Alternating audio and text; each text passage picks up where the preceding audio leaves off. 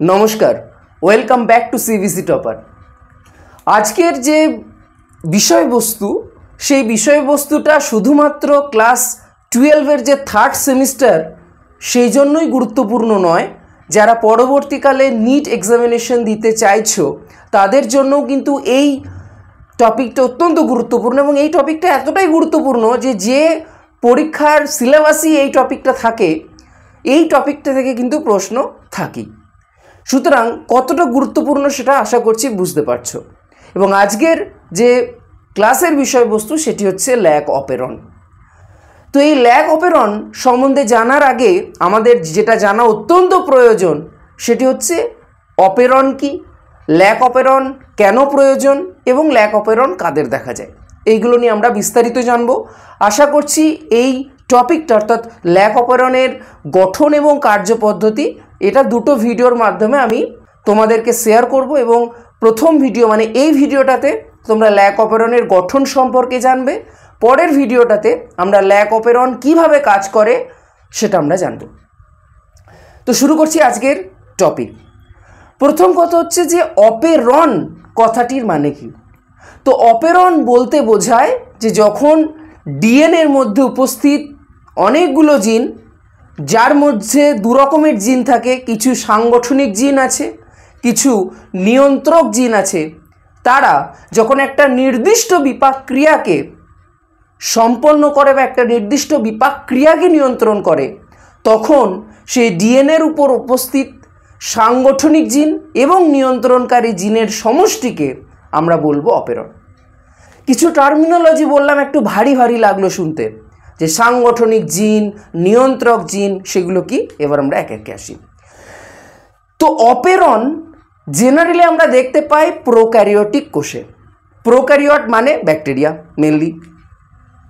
Operon কেন দরকার হয়? অপেরন দরকার হয় পার্টিকুলার কোনো বিপাক ক্রিয়া নিয়ন্ত্রণের জন্য। অপেরন হচ্ছে যখন মনে করো এটা একটা ব্যাকটেরিয়ার ডিএনএ, এবং ব্যাকটেরিয়ার ডিএনএ আমরা জানি কীরকম হয়, সার্কুলার হয়, জানি তো। এবার এই যে ব্যাকটেরিয়ার ডিএনএর একটা পোর্শন আমি একটু এখানে তুলে ধরেছি, সেখানে আমি কি লিখেছি? সেখানে আমি আই লিখেছি, পি লিখেছি, ও লিখেছি, জেড ওয়াই এ এইভাবে লিখেছি, এবং প্রতিটাই হচ্ছে এক একটা জিন। আমরা জানি ডিএনএর উপরে কে থাকে? জিন থাকে। জিন কি করে? জিন পার্টিকুলার কিছু প্রোটিন বানায় এবং সেই প্রোটিনগুলো পার্টিকুলার কিছু কাজ করে। যেমন আমাদের চুলের বর্ণ কালো, এর জন্য আমাদের কি আছে? ডিএনএর উপর জিন আছে, জিন থেকে পার্টিকুলার কিছু প্রোটিন তৈরি হচ্ছে। কি প্রোটিন? Keratin protein. কি প্রোটিন? Melanin protein. তার ফলে আমাদের চুলের বর্ণ দেখছি কালো হচ্ছে, আমাদের চুল গঠিত হচ্ছে। সুতরাং প্রোটিন অত্যন্ত গুরুত্বপূর্ণ, এবং সেটা আসছে কোথা থেকে? আলটিমেটলি জিন থেকে। এখন এই ডিএনএর উপর উপস্থিত যে জিনগুলো, সেগুলো সব এক রকমের হয় না। আমরা যদি ব্যাকটেরিয়ার কোষের ক্ষেত্রে দেখি, সেখানে আমরা বিভিন্ন রকমের জিন পাই। যেমন কিছু সাংগঠনিক জিন পাই। সাংগঠনিক জিন মানে হচ্ছে যে জিনগুলো থেকে মেনলি প্রোটিন তৈরি হচ্ছে।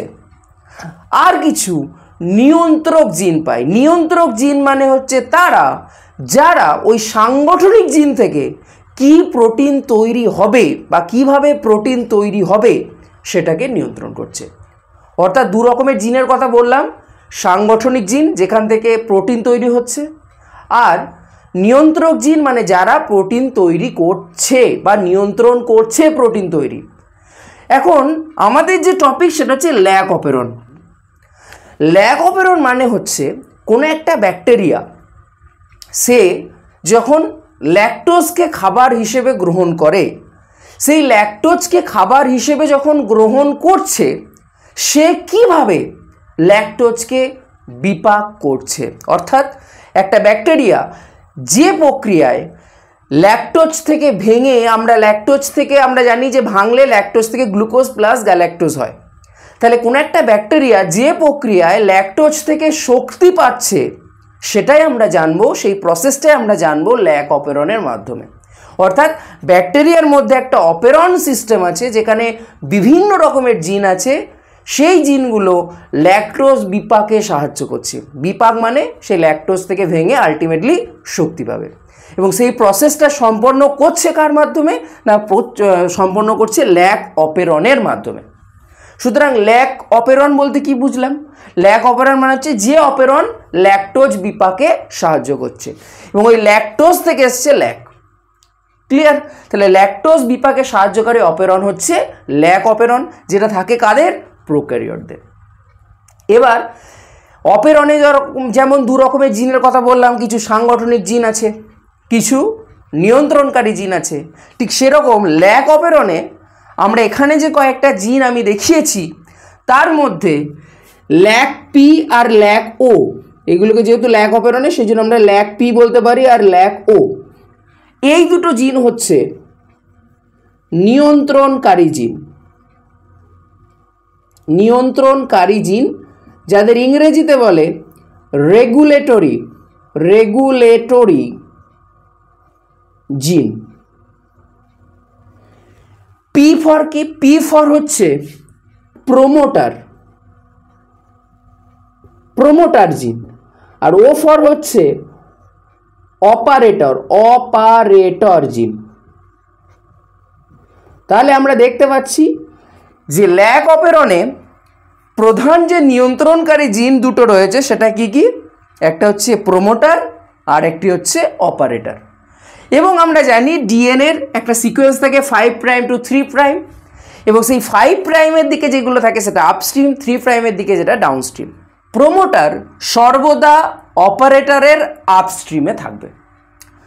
এবার এই নিয়ন্ত্রণকারী জিন ছাড়াও আরও একটা জিন থাকে, মানে এখানে প্রমোটার এবং অপারেটর ছাড়াও আরও একটা নিয়ন্ত্রণকারী জিন থাকে, সেটা প্রমোটার থেকে বেশ কিছুটা দূরে আপস্ট্রিমে, সেটাকে বলে ল্যাক আই। আই মিনস হচ্ছে এখানে ইনহিবিটর জিন।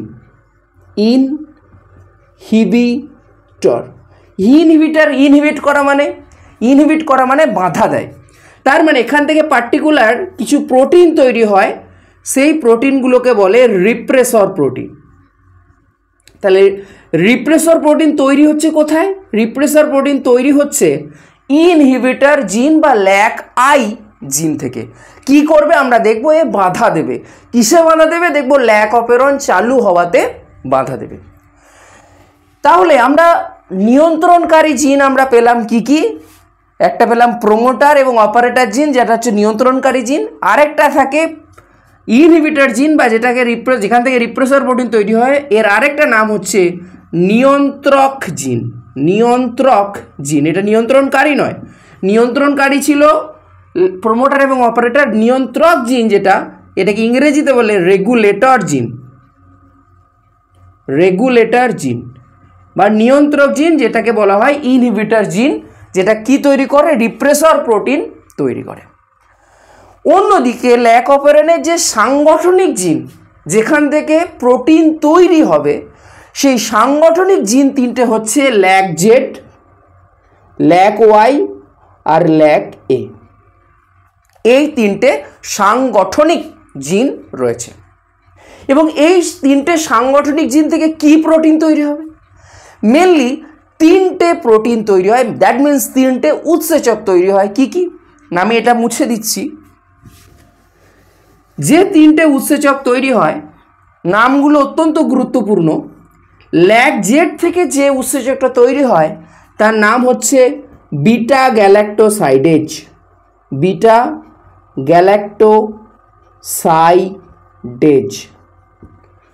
ল্যাক ওয়াই থেকে যে উৎসেচকটা তৈরি হয় তার নাম হচ্ছে বিটা পারমিয়েজ। আর ল্যাক এ থেকে যে উৎসেচকটা খরিত হয় বা যেটা উৎপন্ন হয়, খরিত হওয়া কথাটা ভুল, সেটা হচ্ছে ট্রান্স অ্যাসিটাইলেজ। অর্থাৎ আমরা ল্যাক অপেরনে সাংগঠনিক জিন কি কি পাচ্ছি? এই তিনটে হচ্ছে কি? সাংগঠনিক জিন, যাদের ইংরেজিতে বলে স্ট্রাকচারাল জিন। তাহলে তিনটে সাংগঠনিক জিন রয়েছে এবং তিনটে রেগুলেটরি জিন রয়েছে। সাংগঠনিক জিন তিনটে রয়েছে, ল্যাক ওয়াই, ল্যাক জেড এবং ল্যাক এ। অন্যদিকে নিয়ন্ত্রক জিন রয়েছে প্রোমোটার, অপারেটর এবং আরেকটি হচ্ছে ল্যাক আই। এখানে যে সিকোয়েন্স প্রোমোটার অপারেটর যেভাবে আছে কিন্তু সেইভাবেই থাকে, এমনটা ভাবার দরকার নেই যে আমি ওয়াইটাকে ল্যাক ওয়াইটাকে আগে লিখবো, ল্যাক জেডটাকে পরে লিখবো, সেটা করলে হবে না। ঠিক এই রকম 5' to 3' সিকোয়েন্সে, এই সিকোয়েন্সেই কিন্তু এই জিনগুলো অবস্থান করে। এখন ব্যাপার হচ্ছে ব্যাকটেরিয়া ল্যাকটোজ খাবে কেন? না, ব্যাকটেরিয়া ল্যাকটোজ খাবে শক্তি পাওয়ার জন্য। কিভাবে শক্তি পাবে সেটাই আমরা ল্যাক অপারেটরের মাধ্যমে জানবো। এবং কিভাবে খাচ্ছে, ব্যাকটেরিয়ার তো আর হাত পা নেই যে হাতে করে নিল দিয়ে খেয়ে নিল। ব্যাকটেরিয়া এই তিনটে উৎসেচকের সাহায্যে ল্যাকটোজকে খাবে, সেটাই আমরা ল্যাক অপারেটরের কার্যপদ্ধতিতে জানবো যে কিভাবে খাচ্ছে। তার আগে যেটা আমাদের জানা উচিত এই স্ট্রাকচারাল বা ল্যাক অপারেটরের গঠনে, সেটা হচ্ছে ল্যাক আই থেকে রিপ্রেসর প্রোটিন যেটা তৈরি হচ্ছে সেটা গিয়ে যদি ল্যাক ওতে গিয়ে যুক্ত হয়, অর্থাৎ রিপ্রেসর প্রোটিন মনে করো এটা, এই রিপ্রেসর প্রোটিনটা যদি গিয়ে ল্যাক ওতে যুক্ত হয়